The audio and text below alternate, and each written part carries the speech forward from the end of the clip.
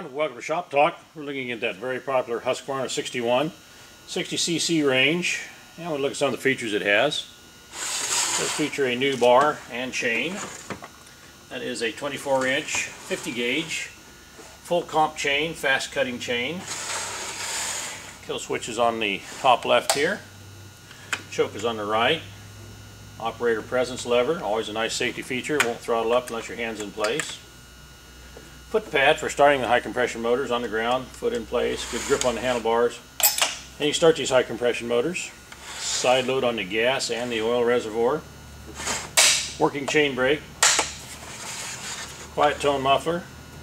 Vibration isolation motor mounts, 6 of them on this saw, real smooth operation. Falling spike. Tensioner, loosen the 2 bar nuts up, right on the inside your tensioner.